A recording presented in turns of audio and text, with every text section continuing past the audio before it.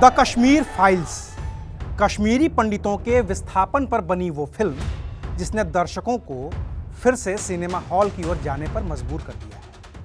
और मुद्दा ही ऐसा है कि खुद प्रधानमंत्री नरेंद्र मोदी को भारतीय जनता पार्टी के संसदीय दल में बोलना पड़ा है कि कश्मीर के सच को दबाया गया। लेकिन कश्मीर का पूरा सच सामने आ जाएगा तो क्या होगा? क्या वो सच कांग्रेस को हजम होगा, या फिर क्या वो पूरा सच भारतीय जनता पार्टी और खुद नरेंद्र मोदी भी पचा पाएंगे? आज बात इन्हीं मुद्दों पर। नमस्कार, मैं हूं अविनाश और आप देख रहे हैं अनकट। 19 जनवरी 1990 वो तारीख थी जब करीब 60,000 कश्मीरी पंडितों के परिवारों ने घाटी छोड़ी। इसके बाद भी जो घाटी में बचे रहे थे, आतंकियों ने उनको भी निशाना बनाया था। 25 जनवरी 1990 को आतंकियों ने इंडियन एयरफोर्स के जवानों को निशाना बनाया। 4 जवान, squadron leader Ravi Khanna, corporal DB Singh, corporal Uday Shankar और एयरमैन आज़ाद अहमद आतंकियों की गोलियों का शिकार हुए। 10 दूसरे जवान घायल भी हो गए। 2 फरवरी 1990 को एक हिंदू सामाजिक कार्यकर्ता सतीश टिक्कू की श्रीनगर के हब्बा कदल में हत्या कर दी गई। श्रीनगर दूरदर्शन के स्टेशन डायरेक्टर लासा कौल की 13 फरवरी 1990 को हत्या कर दी गई। 29 अप्रैल 1990 को कश्मीर के मशहूर कवि सर्बानंद कौल प्रेमी की हत्या कर दी गई। 4 जून 1990 को कश्मीरी हिंदू शिक्षिका की गैंगरेप के बाद हत्या कर दी गई। आतंकियों ने उनकी बॉडी को 2 टुकड़ों में काट दिया था। दिसंबर 1992 में एक trade union leader Hridaynath Wanchu की आतंकियों ने हत्या कर दी। ये तो सिर्फ चंद नाम हैं जो जेहन में हैं। बाकी हजारों ऐसे उदाहरण हैं जहां कश्मीरी पंडितों की हत्या हुई, उनकी महिलाओं के साथ बलात्कार हुआ और सरकारी अधिकारियों को मौत के घाट उतारा गया। ऐसी वारदात ने बचे खुचे लोगों के हौसले को भी तोड़ दिया और वो भी पलायन के लिए मजबूर हो गए। कश्मीरी पंडितों के पलायन का ये दौर अलग अलग आतंकी वारदात की वजह से 1997 तक जारी रहा और आंकड़े कहते हैं कि करीब 6.5 से 7 लाख कश्मीरी पंडितों को अपना घर-बार छोड़कर दूसरी जगहों पर शरण लेनी पड़ी। और इन्हीं शरणार्थियों की त्रासदी को दिखाने की कोशिश की गई है विवेक अग्निहोत्री की नई फिल्म द कश्मीर फाइल्स में।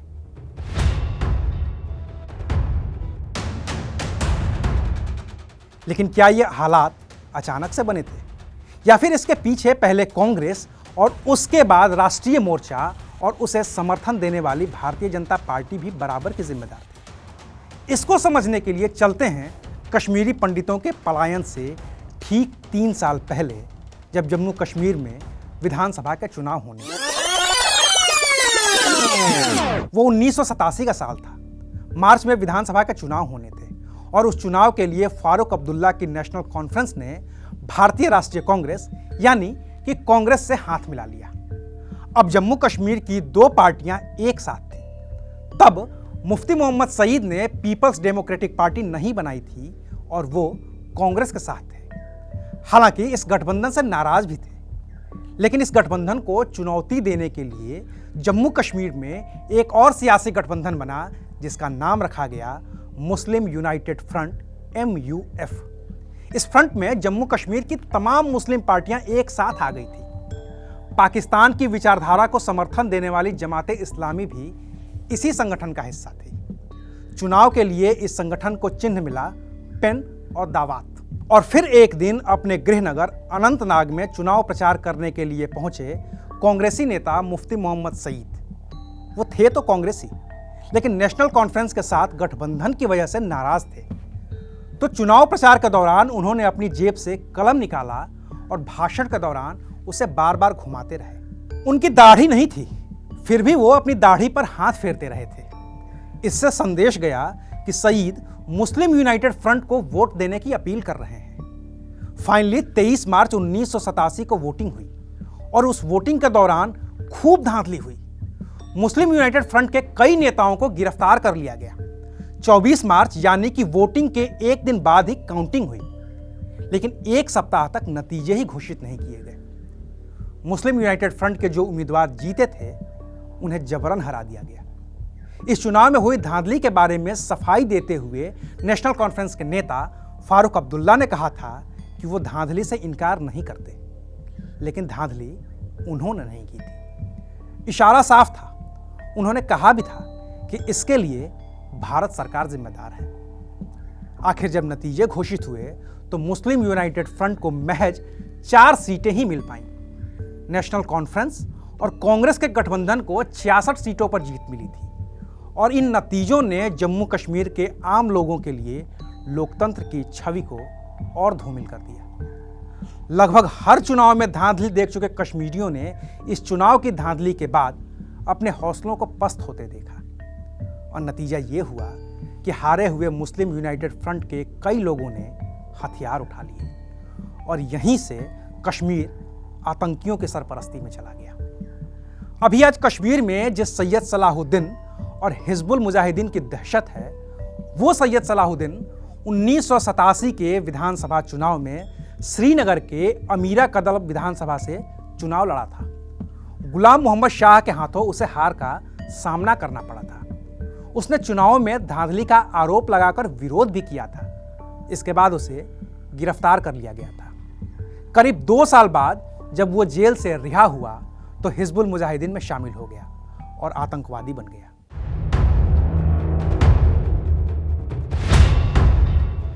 उसका नाम हो गया सैयद सलाहुद्दीन।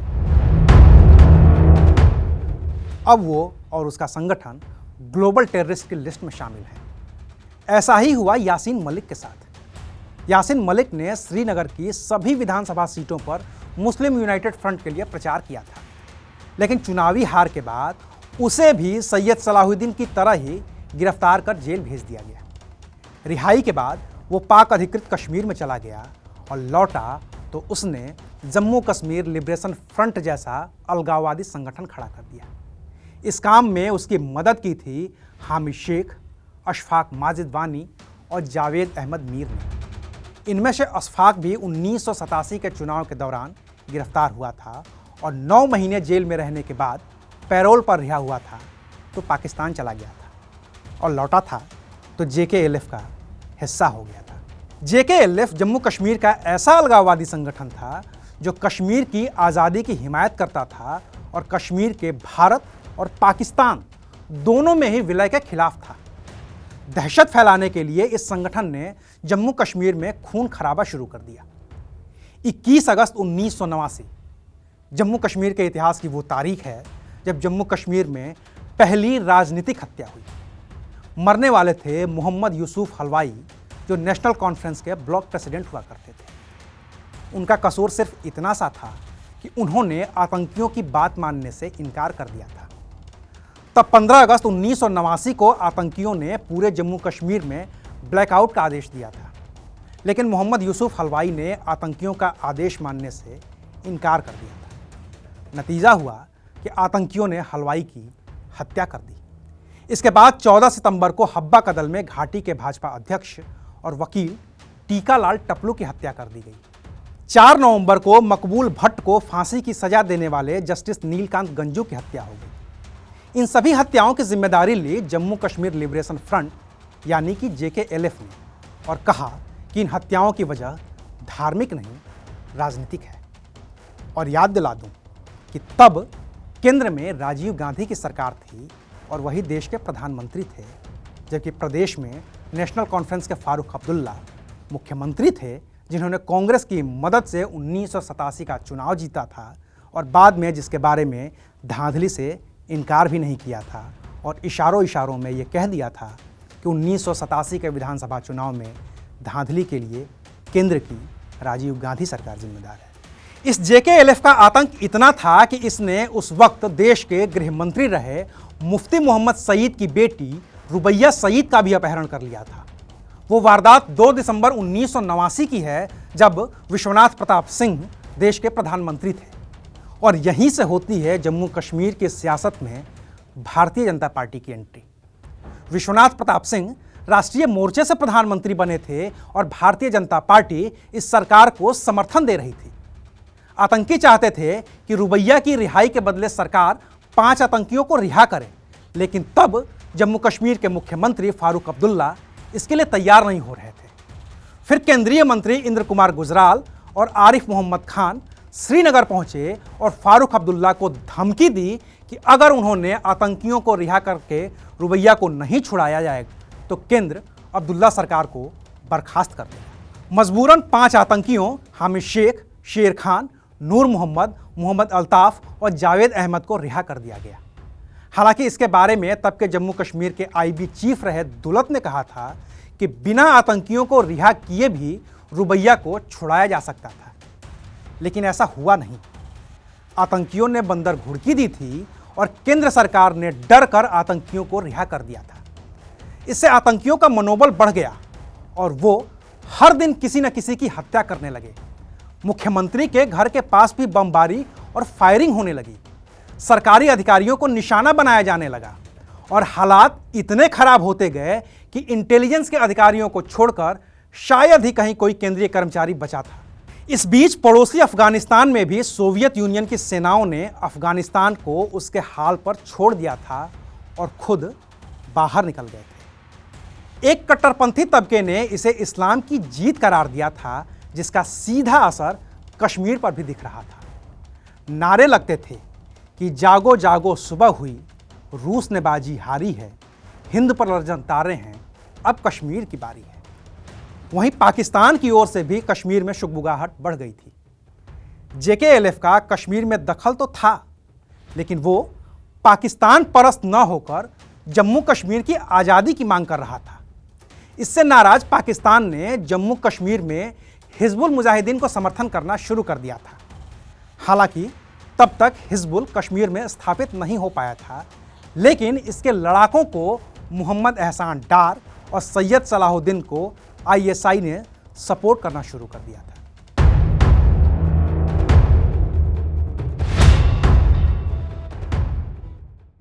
ऐसी परिस्थितियों में जम्मू कश्मीर की आम जनता 2 पार्टों में पिस रही थी। एक था जम्मू कश्मीर लिबरेशन फ्रंट और दूसरा था बन रहा हिजबुल मुजाहिदीन। इसके बाद 4 जनवरी 1990 को उर्दू अखबार आफताब में एक खबर छपी। यह खबर हिजबुल मुजाहिदीन के हवाले से छपी थी, जिसमें कहा गया था कि सभी कश्मीरी पंडित घाटी छोड़ दें वरना अंजाम बुरा होगा। चौराहों और मस्जिदों से इसका ऐलान किया जाने लगा, जिससे कश्मीरी पंडितों में दहशत भर गई। कुछ लोगों ने डर की वजह से घाटी छोड़ भी दी, लेकिन अधिकांश कश्मीरी पंडित वहीं रह गए। लेकिन इस दहशत को और बढ़ाने के लिए जेकेएलएफ और हिजबुल मुजाहिदीन के आतंकियों ने हिंदू पंडितों के घरों को निशाना बनाना शुरू कर दिया। महिलाओं से बलात्कार की घटनाएं सामने आने लगी। घरों को आग लगाया जाने लगा। हाथों में AK-47 लेकर घरों में घुसे आतंकी लोगों की घड़ियों को पाकिस्तान की घड़ी के साथ मिलाने लगे। दफ्तरों और दुकानों को हरे रंग में रंगा जाने लगा, जो इस्लामिक सत्ता का प्रतीक था। 18 जनवरी की रात को ही कश्मीरी पंडितों के घर के बाहर पोस्टर चस्पा कर दिए गए, जिसमें पंडितों को घाटी छोड़कर जाने के लिए कह दिया गया था। इस बीच केंद्र की ओर से जगमोहन को जम्मू कश्मीर का राज्यपाल बनाकर भेजा गया। जगमोहन को राज्यपाल बनाए जाने के विरोध में मुख्यमंत्री फारूक अब्दुल्ला ने मुख्यमंत्री पद से इस्तीफा तक दे दिया और प्रदेश में राज्यपाल शासन लागू हो गया। 19 जनवरी को जगमोहन को जम्मू कश्मीर के राज्यपाल का कार्यभार संभालना था। जगमोहन इमरजेंसी के दौरान दिल्ली की मुस्लिम बस्तियों को खाली करवाने के लिए बुलडोजर चलाकर मुस्लिमों में कुख्यात हो चुके थे। साथ ही 1984 से 1989 तक वो जम्मू कश्मीर के राज्यपाल भी रह चुके थे, जिनके कार्यकाल में 1986 के कश्मीर दंगे समेत कई वारदात हो चुकी थी और जिनके लिए पाकिस्तान के प्रधानमंत्री बेनज़ीर भुट्टो भागमोहन कहती थीं और कहती थीं कि हम उसको जग जग मोमो हन हन बना देंगे। साफ साफ शब्दों में कहें तो बेनज़ीर भुट्टो जगमोहन के टुकड़े टुकड़े कर देना चाहती थी। उस दिन सुबह से ही मस्जिदों से ऐलान होने लगा कि यहाँ क्या चलेगा, निज़ाम मुस्तफ़ा, कश्मीर में रहना है तो अल्लाहु अकबर कहना है, असी गछी पाकिस्तान बटा रोवस्ता बटनेव सान, यानी कि हमें पाकिस्तान भी चाहिए और कश्मीरी पंडितों की औरतें भी, कश्मीरी पंडित नहीं चाहिए। इन नारों और तकरीरों ने कश्मीरी पंडितों की बची खुची उम्मीदों को भी खत्म कर दिया। वो अपना सामान बांधकर घाटी छोड़ने की तैयारी करने लगे।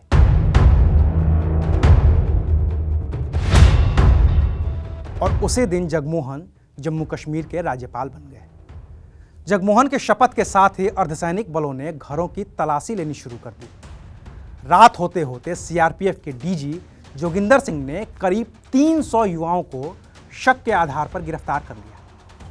इसका प्रतिरोध तुरंत ही दिख गया जब करीब करीब पूरा श्रीनगर अर्धसैनिक बलों के इस एक्शन के विरोध में सड़क पर उतर आया। इसे रोकने के लिए 21 जनवरी को श्रीनगर में कर्फ्यू लगा दिया गया, लेकिन लोग नहीं माने। 21 जनवरी को फिर पूरा श्रीनगर सड़क पर उतर आया। बार बार मस्जिदों से कश्मीरी पंडितों को घाटी छोड़ने का आदेश दिया जाने लगा और सुरक्षा बलों के खिलाफ नारेबाजी होने लगी। इस बार भीड़ को रोकने के लिए अर्धसैनिक बलों ने फायरिंग कर दी। आधिकारिक तौर पर 35 और अनाधिकारिक तौर पर 50 से 100 लोग मारे गए। इस घटना को जम्मू कश्मीर के इतिहास में गांव कदल नरसंहार के रूप में जाना जाता है। इस वारदात ने लोगों को और भड़का दिया।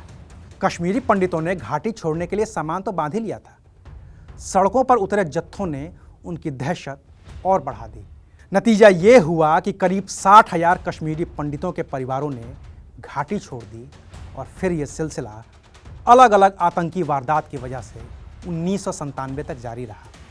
और आंकड़े कहते हैं कि करीब 6.5 से 7 लाख कश्मीरी पंडितों को अपना घर बार छोड़कर दूसरी जगहों पर शरण लेनी पड़ी। हालांकि कश्मीरी पंडितों के पलायन की वजह से जगमोहन को भी अपना पद छोड़ना पड़ा और उनकी जगह IAS रहे गिरीश सक्सेना को जम्मू कश्मीर का राज्यपाल बनाया गया। लेकिन कश्मीरी पंडितों के पलायन का सिलसिला रुक नहीं पाया। अब आप पूछेंगे कि सब तो किया धरा कांग्रेस का है, फिर भारतीय जनता पार्टी की गलती कहाँ है और क्यों एक पक्ष कश्मीरी पंडितों की इस हालत के लिए भारतीय जनता पार्टी को भी जिम्मेदार ठहराता है? तो थोड़ा सा ठहरिए और गंभीरता के साथ सोचिए। राष्ट्रीय मोर्चा के विश्वनाथ प्रताप सिंह ने 2 दिसंबर 1989 को प्रधानमंत्री पद की शपथ ली थी। सरकार बनाने में भारतीय जनता पार्टी का बड़ा रोल था, क्योंकि तब भाजपा ने 85 सीटें जीतकर इस सरकार को अपना समर्थन दिया था। भाजपा के ही इसरार पर जगमोहन मल्होत्रा को दोबारा जम्मू कश्मीर का राज्यपाल बनाया गया था, क्योंकि कभी कांग्रेस और संजय गांधी के खास रह चुके जगमोहन जम्मू कश्मीर में माता वैष्णो देवी के लिए बोर्ड बनाकर और कांग्रेस के फारूक अब्दुल्ला से हाथ मिलाने के बाद कांग्रेस के खिलाफ खुलकर नाराजगी जाहिर कर चुके थे। केंद्र में भाजपा समर्थित सरकार और प्रदेश में भाजपा समर्थित राज्यपाल के रहते हुए कश्मीरी पंडितों को अपना घर बार छोड़कर आतंकियों की दहशत की वजह से भागना पड़ा। लेकिन तब भाजपा ने न तो केंद्र सरकार का विरोध किया और न ही सरकार से समर्थन वापस लिया। कश्मीरी पंडितों के विस्थापन के बाद भी भाजपा वीपी सिंह सरकार को अपना समर्थन देती रही। और भाजपा ने वीपी सिंह सरकार से समर्थन वापस कब लिया? तब जब लाल कृष्ण आडवाणी गुजरात के सोमनाथ से रथ यात्रा निकाल रहे थे, लेकिन बिहार के मुख्यमंत्री लालू यादव ने उनको समस्तीपुर में ही गिरफ्तार कर लिया। और तब भाजपा ने राष्ट्रपति आर वेंकट रमण को सरकार से समर्थन वापसी का पत्र भेज दिया, जिसके बाद वीपी सिंह को इस्तीफा देना पड़ा। यानी कि कश्मीरी पंडितों के ऊपर सबसे बड़ी त्रासदी गुजरी, लेकिन भाजपा केंद्र सरकार को समर्थन देते हुए मूक दर्शक बनी रही। और रही बात कश्मीरी पंडितों के पुनर्वास की, तो पहले 1996, फिर 1998, फिर 1999 और फिर 2014 में भाजपा की सरकार बनी। कुल कार्यकाल जोड़ लिया जाए तो करीब 14 साल से भी ज़्यादा वक्त तक बीजेपी सत्ता में रही, अब भी है। लेकिन कश्मीरी पंडितों के पुनर्वास को लेकर ऐसी किसी ठोस योजना को अमली जामा नहीं पहनाया जा सका है कि ये कहा जा सके कि भाजपा ने अपनी तरफ से पुनर्वास की कोई कोशिश की है। धारा 370 खत्म हुई, लेकिन इसकी वजह से कश्मीरी पंडितों में अभी वो आत्मविश्वास नहीं आ पाया है कि वो अपने घरों को लौट सकें। इसके लिए बहुत कुछ किए जाने की ज़रूरत है, और जब तक ऐसा नहीं होता तब तक कश्मीर की इस हालत के लिए जिम्मेदार कांग्रेस के साथ बीजेपी को भी माफ़ नहीं किया जा सकता। बाकी इस मुद्दे पर आपकी जो भी राय है हमें कमेंट करके ज़रूर बताइएगा। आज के लिए शुक्रिया। आप देख रहे थे अनकट।